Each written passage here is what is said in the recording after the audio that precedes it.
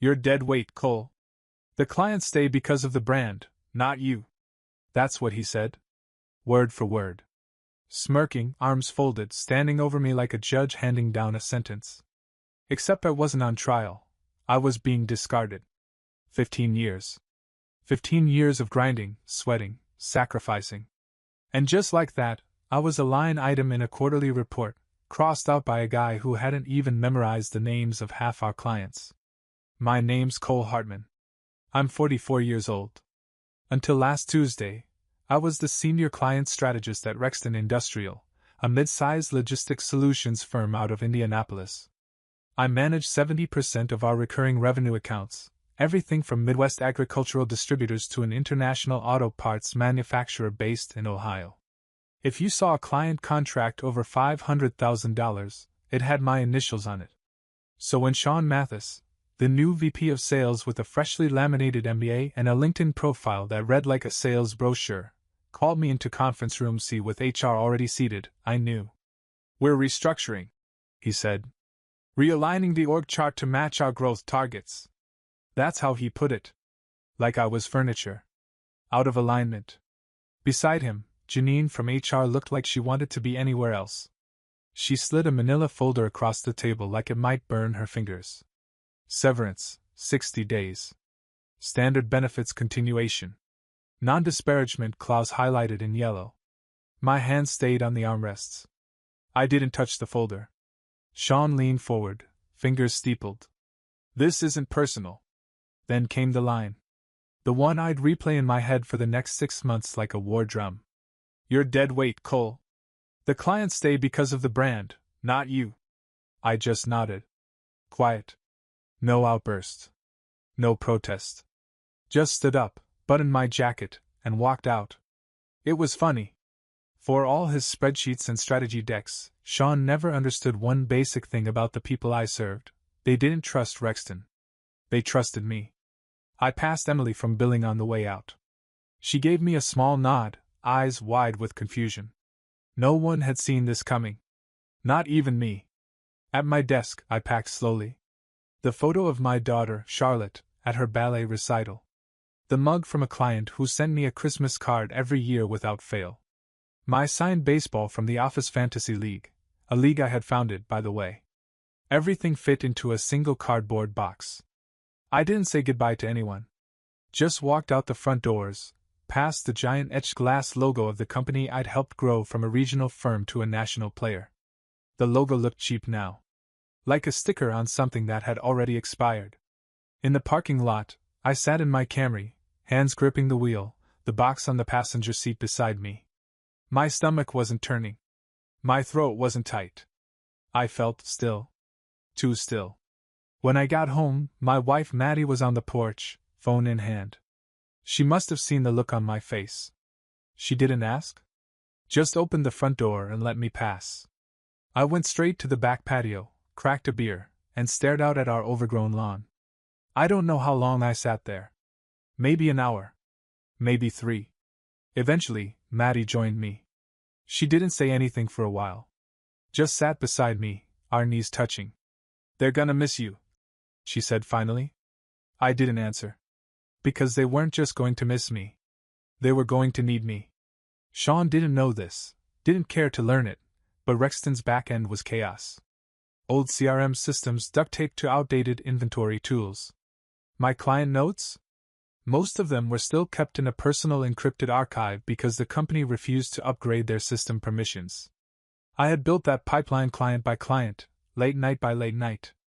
I didn't own the clients. But I had something better. I had their trust. And trust doesn't stay loyal to logos. Sean thought he just deleted a name from payroll. What he'd actually done? He'd triggered a chain reaction I don't think he ever saw coming. I didn't sleep much that night. It wasn't fear. It wasn't even anger. It was something colder, calculation. Around 3 a.m., I found myself in my home office, lights off, staring at the glowing monitor. I opened the encrypted archive I kept on a remote drive. Years of notes, conversations, contract outlines, renewal reminders, all organized by client name. Nothing proprietary. Nothing illegal. Just what I'd built through relationships. Through trust.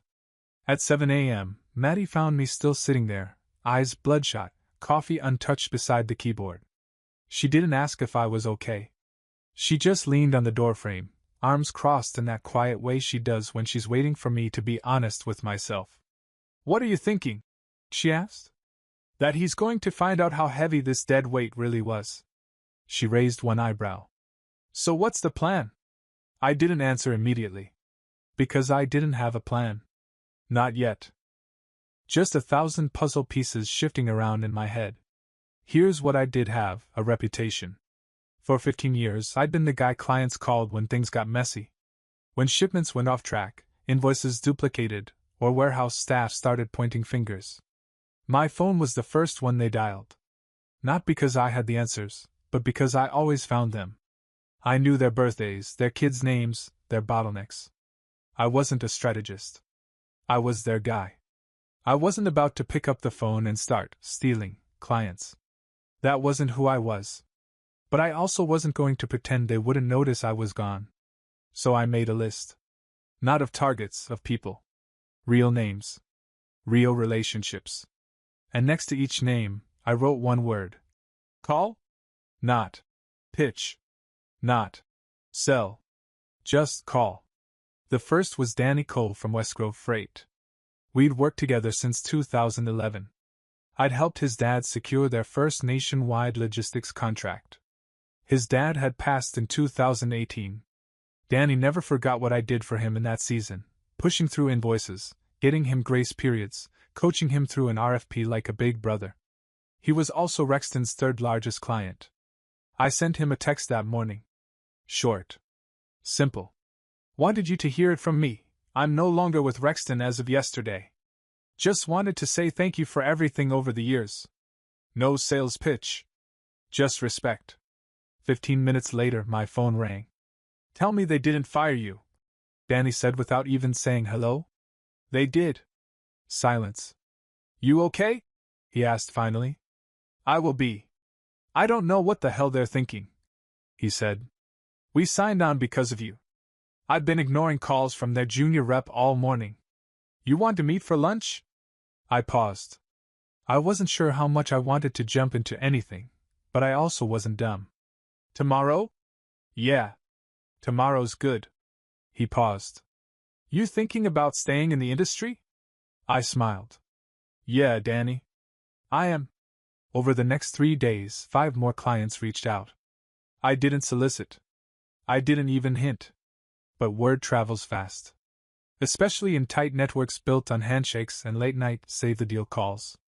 Maddie watched the texts roll in. She saw the shift in my posture. From deflated to focused. You're not done, she said one night over dinner. No. I don't think I ever was. Then came the kicker. Sunday night.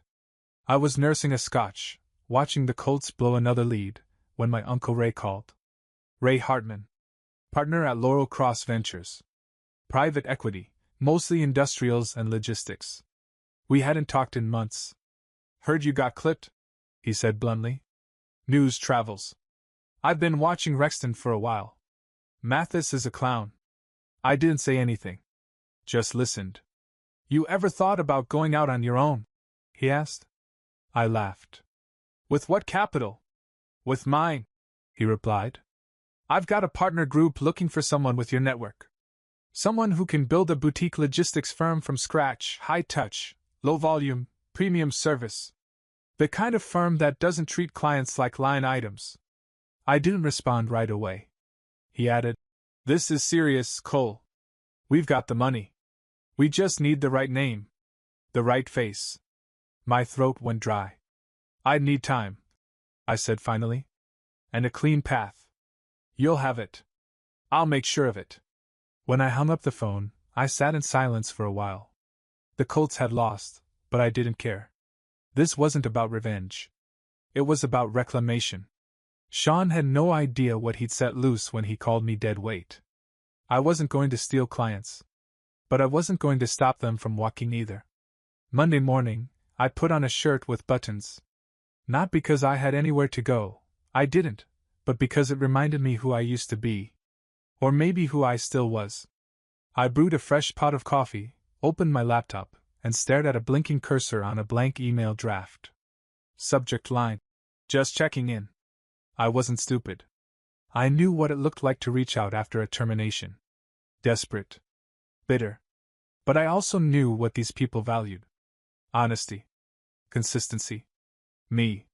I sent that email to 3 clients, just 3. It wasn't a pitch. No business logo, no attachment, no big announcement. Just a plain message, from Cole Hartman, saying thanks for the years, and that I hope to cross paths again. All 3 replied within the hour. Wherever you land, we want to know. Let me know if you're consulting, we've got a mess over here already. I've ignored 3 calls from some guy named Drew. Doesn't know a forklift from a filing cabinet. That last one made me laugh harder than I'd laughed all week. Drew was Sean's idea of a rising star, fresh out of college, obsessed with scalability, and allergic to listening. By 11 a.m., I was pacing my kitchen. Something was happening. Something big. I opened my notebook, an actual notebook, with pen and paper, and drew 2 columns. On the left, clients I'd worked with over the years. On the right, what they were likely dealing with now that I was gone. Transition lags. CRM delays. Empty follow-up loops. Billing confusion. I didn't have to call them. They were calling me. And then came the email. Subject: quick chat? From Lily Tran. Title: VP of Partnerships, Nexum Logistics. I stared at it for a moment. Nexum was one of Rexton's most serious competitors. Aggressive. Scrappy. They tried to recruit me twice, years ago, but I turned them down. Loyalty, I'd said back then. Hey Cole, just heard the news. Timing is wild. We're expanding our client solutions division and could use someone with your relationship brain. Want to grab coffee this week? It didn't feel like poaching. It felt like opportunity, knocking. We met Thursday. A cafe near downtown, all exposed brick and Edison bulbs. Lily wore a slate gray blazer and had that clipped, deliberate tone of someone who didn't waste words. I'm not asking you to burn bridges, she said, hands around a steaming mug. I'm asking you to build something. Your way. I'm not interested in revenge, I said. She smiled. Good. I'm interested in leverage. That word. Leverage. It stuck in my head like a seed. She laid it out. Nexum wanted to create a premium tier service arm, fewer clients, deeper integration, personal relationships.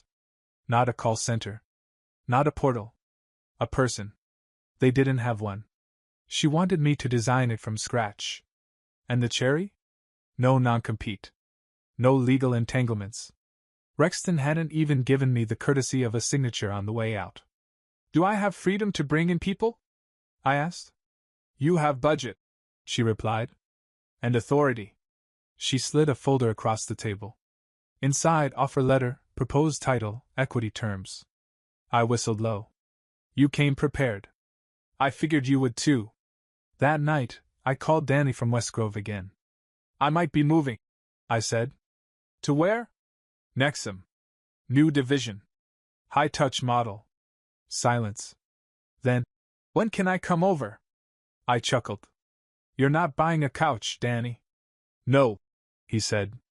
I'm following the guy who picks up the phone when the warehouse floods. We set a dinner for the following week. He'd bring numbers. I'd bring proposals. Nothing official. Just 2 people talking over steaks. But I knew what it meant. The next day, I got a call from Brett Landry at Corcap Industries. Another client I hadn't even contacted. Is it true you're out? He asked. Yeah. Last week. Well, Rexton's new guy is clueless. We're shopping. Can't make promises yet, I said. You don't have to. Just let me know where you land. By Friday, I had informal nods from 4 major accounts. Not contracts. Not signed deals. But intent. And that's when I knew I had to move fast. Because Sean? Sean was starting to get nervous. How did I know?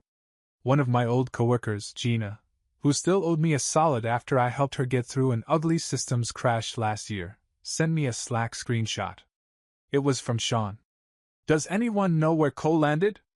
We've had 6 client calls in the last 48 hours asking for him directly. This can't continue. Someone find out where he went. Gina just captioned it with LOL. He's sweating. I leaned back in my chair and smiled. I wasn't stealing. I wasn't sabotaging. I was just visible again. And the clients? They were choosing with their feet. Not out of spite. Out of trust. The first real crack appeared Monday morning. I was still sipping coffee when my phone buzzed. A LinkedIn message, from someone I didn't recognize. Hey Cole, I handle client ops at Rexton now. A few accounts mentioned you this week. Just wondering, are you doing any consulting work? Consulting work. The euphemism every ex-employee hears when the old company realizes they've messed up.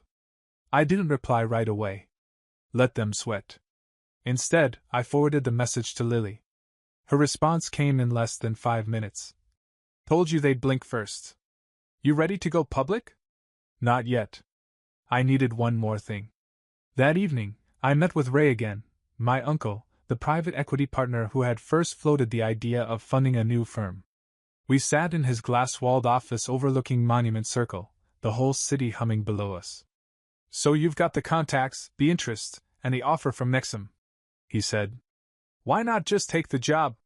Because I'm not trying to build someone else's vision, I said. I'm done handing over the blueprints. Ray smirked. You sure you're ready to run the show? I built Rexton's best division without a title. Imagine what I can do with one. He leaned forward. We'll fund it. Full backing. But you'll need clients fast. Minimum of $5 million in signed accounts within 6 months. Can you deliver? I didn't hesitate. Yes. Ray nodded, slid a document across the table. We'll call it Hartman Solutions. The name has weight. And just like that, it was real. That week was a blur of motion. I set up a secure LLC, started drafting my ideal org chart, reached out to a few former colleagues I trusted implicitly, people who were loyal to me, not the brand. And then I got the call. Not from Rexton. From Jessica, the executive assistant to one of our biggest clients, Marlowe Systems. Hey Cole, you didn't hear this from me, she said in a whisper. But their CEO just asked if we had a backup vendor. Apparently your old team missed a critical renewal date, and the integration's delayed again. Marlowe Systems represented nearly $3 million in annual billing for Rexton. That delay? It had been my calendar reminder for 8 years. I'm not saying we're leaving, Jessica added, but Mr. Marlowe asked for your number. I hung up stunned. They were unraveling, fast. And they still had no idea why. Later that day, Gina, my mole on the inside, sent me another message. Sean's officially in meltdown mode. He accused one of the junior reps of leaking to you. What did the kids say? Started crying. He barely knows your name. I stared at the message and exhaled slowly. I hadn't touched a single Rexton asset. I hadn't pitched, poached, or promised. But the clients were moving. And Sean? He was out of rope. By Friday, I had 4 verbal commitments for Hartman Solutions. Nothing on paper yet, but strong enough to justify hiring. Ray's legal team helped me structure the offer letters, equity pools, and onboarding docs. I scheduled dinners with Danny from West Grove and Brett from CoreCap. I wasn't asking for handouts. I was offering clarity. Real service. Personal access. No revolving door of reps who didn't know the difference between freight and flatbeds. And then, out of nowhere, Rexton tried to hit back. I got a letter. Certified. Formal. Cease and desist. It accused me of violating a non-compete clause I'd never signed. I laughed so hard I nearly dropped the envelope. Maddie didn't. They're getting desperate, she said, reading it over. This is how they fight when they don't have facts. Still, I looped in Ray's counsel. He reviewed the packet and smirked. There's no contract language to enforce, he said. They're bluffing. Do I respond? No, he said. You keep building. That weekend, I took a call from Lily Tran at Nexum. I heard you're launching Hartman Solutions, she said. Should I be jealous? I chuckled. You were the spark, Lily. But I needed to build something with my own name on the door. She was quiet for a moment. Well, she said finally, then we'll just have to partner. Nexum can outsource our VIP tier to Hartman. We'll send over a proposal. And just like that, Nexum, Rexton's biggest rival, was offering me a seat at the table instead of a job beneath it. On Monday morning, Sean finally called. Blocked number. I let it go to voicemail. Cole. Look, we may have acted too quickly. Things are shifting. There's room for a strategic advisory role if you're interested. No hard feelings. His voice cracked a little at the end, like it physically pained him to say the words. I played it again, just for the music of it. I didn't call back. Instead, I walked outside, took a deep breath of spring air, and texted Ray one word. Go. 2 weeks later, the first contract landed. West Grove Freight signed a 3-year deal with Hartman Solutions. It wasn't just a renewal, it was an expansion. We'd be handling their full logistics planning, vendor integrations, and cost optimization model. The ink hadn't dried before Brett from CoreCap sent over his letter of intent. Cole, I told the Rexton guy I'd think about it, he said. And I did. For 3 seconds. That put us at $3.9 million in projected revenue. I needed 5. On Thursday, I got a text from a number I didn't recognize. Cole, it's Maria at Ventro Health. We're ready. Send over the agreement. Ventro. That was the deal I'd pitched for months before getting canned. They had ghosted Rexton's new rep after my exit. And now they were mine. When I added it all up, my fingers froze on the calculator. $5.2 million in annual contracts. The floor had been crossed. Ray's number hit. My number earned. Hartman Solutions was real, and now it had teeth. We hired fast, but smart. I brought in Luis, my old ops lead from Rexton, who'd quit a week after me. I didn't even have to pitch him. He just said, tell me when to start. Next was Shannon from Client Services. She had that rare mix of calm under pressure and sharp wit clients loved. When I called her, she asked one question. Are you building it right this time? Yes, I said. No red tape. No silos. No politics. Just people doing what they're good at. I'm in. And then I made one decision I hadn't expected to make. I called Lily. I want to partner officially, I told her. Thought you would, she said. Welcome to the war. We drafted a mutual services agreement. Nexum would outsource up to $2 million annually in high-touch client support to Hartman Solutions. In return, we'd get back-end support on freight analytics and access to their discount tier on shipping. By the end of the month, we were operational. 4 full-time employees. 12 clients. 1 rented floor in an old converted warehouse with stained concrete floors and exposed ductwork. And a team that smiled more in 1 week than I had in my last year at Rexton. Rexton, meanwhile, was imploding. Gina sent me weekly updates like a war correspondent behind enemy lines. Sean tried to force another price hike on a legacy client. They bailed. Marlowe's systems walked. No reason given, but we know why. He brought in a performance coach to boost morale. People laughed. Then, 3 weeks in, came the bomb. Board's furious. Q2 is tanking. Sean's on the chopping block. I couldn't help it. I laughed. Not because I wanted him to suffer, but because of how predictable it all was. The man who said I was dead weight had put the whole company on a treadmill with a broken belt. Now they were all slipping. But Sean wasn't done swinging. That Friday, I got another letter. This one was different. Legal grade. Multiple pages. Allegations of client interference, brand misrepresentation, and, get this, theft of proprietary methods. Ray's legal team went into full defense mode. They pulled my contract, every email I'd ever sent, my termination paperwork. There was nothing. No NDA. No non-compete. No language restricting my movement or relationships. Just the same empty severance letter I never even signed. Still, it wasn't enough. Because Sean had gone further. He called a few of our shared clients directly, accusing me of misconduct. He claimed I'd stolen client files, that I was manipulating terms, misrepresenting Hartman Solutions as the real Rexton. Brett called me the moment it happened. "Cole, this guy's unraveling," he said. "Tried to say you backdoored the data you gave us. Did you believe him? I asked him one question: why did we leave you if we were so happy?" He hung up. Then came the final escalation. Gina. She called me, not messaged, and her voice was shaking. "Cole, they're prepping a press statement. Gonna frame your company as a hostile poacher. Accuse you of breaching trust. They can't prove anything," I said. "They don't need to," she replied.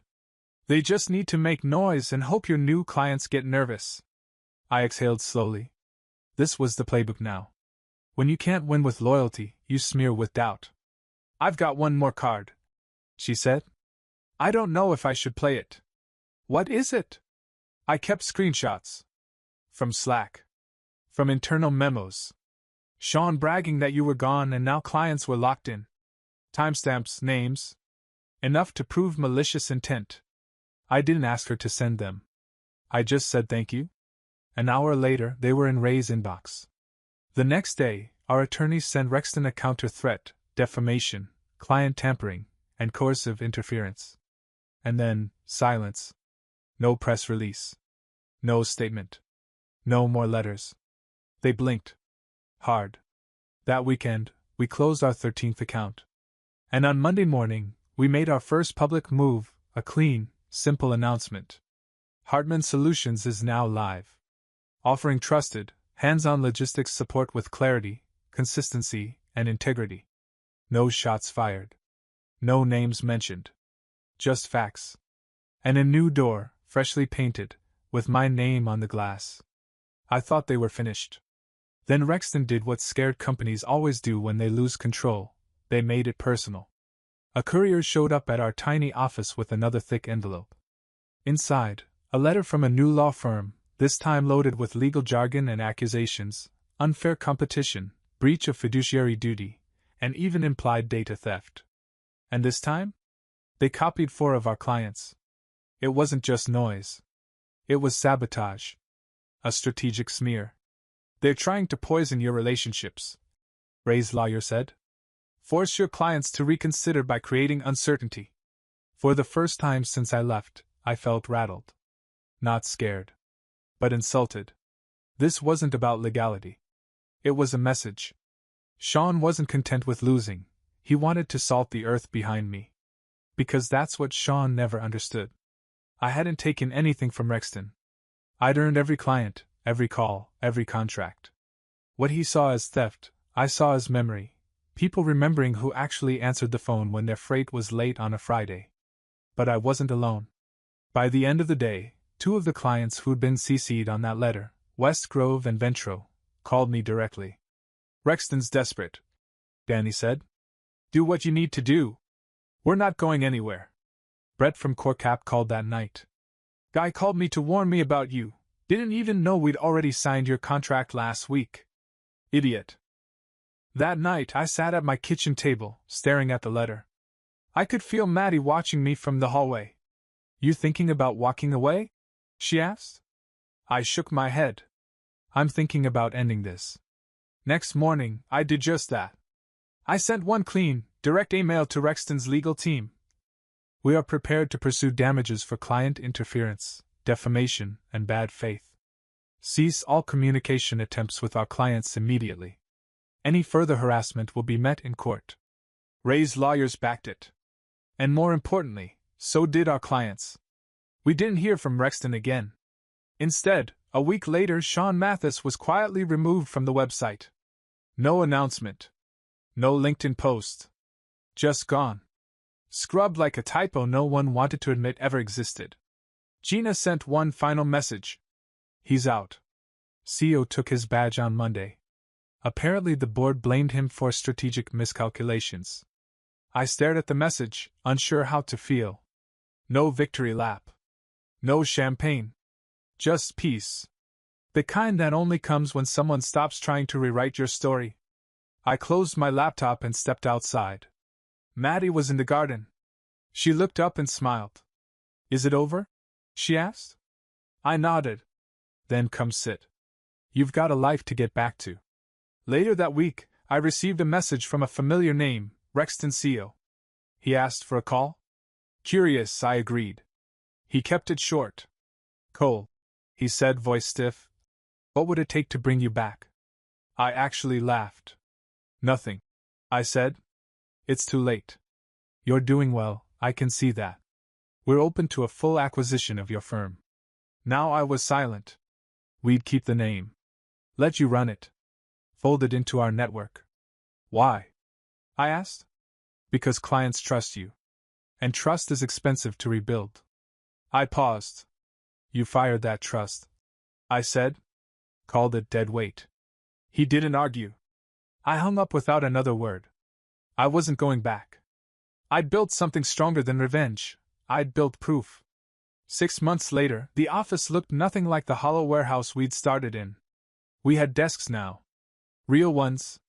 With glass dividers, white boards covered in timelines and client maps, and an espresso machine that Louise swore was haunted but still used daily. Shannon had turned the old broom closet into a client Zoom room, even painted it navy and hung a print that said, "Listen first," in big white letters. It was more than an office. It was ours. We'd signed 22 clients by then. Some small, some massive. We weren't chasing volume, we were chasing trust. Word had gotten out that Hartman Solutions didn't just show up, we stuck around. Every account came with a direct line to me, Louise, or Shannon. No ticket system. No elevator music hold time. We even wrote into contracts. No client shall wait more than 24 hours for a human response. Our retention rate? A clean 100%. That's when the email came. It was from Gina. Thought you'd want to know. Rexton just lost the Marlowe account. Clients said they were tired of being handled like a number. CEOs under review. Boards considering a sale. I sat with it a long time. A part of me wanted to smile. Not out of spite. Just relief. Like watching a storm that used to live inside you move on to ruin someone else's roof. Because the truth was, I didn't hate Rexton. I hated what it became. I hated how fast they forgot what mattered. How quickly they traded relationships for spreadsheets and people for processes. But I didn't share the email with the team. Because we had other things to celebrate. Louise's wife had just given birth to their second child. Shannon had landed a speaking gig at a logistics summit in Denver. And I was about to hire our 5th employee, someone fresh out of college who reminded me of me 20 years ago. Hungry, curious, and still believing that integrity mattered more than metrics. We weren't in the revenge business. We were in the building business. And we were just getting started. That Friday, I took a detour on my drive home. I passed Rexton's headquarters. The parking lot was half empty. Lights off in offices that used to buzz past 7 p.m. The etched logo on the building looked faded. Like no one had washed the windows in weeks. Even the grass was overgrown, like it had started giving up too. I didn't stop. Didn't slow down. Just kept driving. There was nothing there for me anymore. The people I cared about had either followed me, or found their own way out. And the man who called me dead weight. He was gone, too. The weight, it turned out, wasn't me. It was him. We hit $10 million in annual revenue 1 year after I was fired. No press release. No party. Just a quiet dashboard update on a Tuesday morning, followed by a collective high five in the break room and Shannon's homemade cookies, which somehow tasted like Triumph and brown sugar. Ray came by the office that afternoon. He stood by the window, watching the team work. "You know," he said, "a few firms have started sniffing around, asking if we're open to acquisition." "Let them sniff," I said. "We're not selling." He smiled. "Didn't think so." We sat for a while, not talking. Just watching. It felt different than the early days. Quieter. Calmer. More permanent. Then I told him my next idea. A mentorship program. One-on-one coaching for junior ops managers. Not just processes and numbers, real training. How to handle clients. How to build trust without burning out. "Think anyone will sign up?" I asked. Ray looked at me. "You've built something people believe in, Cole. They'll follow." That evening, I went home and sat on the back porch with Maddie, wine glasses between us and cicadas humming in the background. The sky was streaked gold and violet. Charlotte, our daughter, was inside on a video call with her dance team, talking about colleges. "How was your day?" Maddie asked. I paused. It was the kind I used to hope for. The kind where no one's yelling, nothing's on fire, and the biggest decision is who gets the last cookie. She smiled.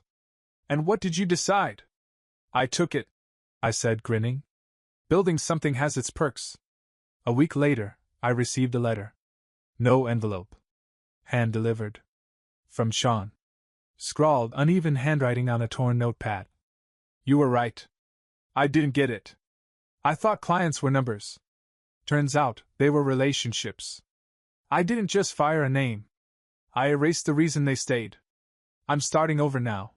Somewhere smaller. Hope you're still building. You were always better at that." I read it twice. Then I folded it, placed it in the back of my desk drawer, and went back to work. Not out of spite. Not to win. But because I had people who counted on me. Because trust is something you build. And this time, I was building it right.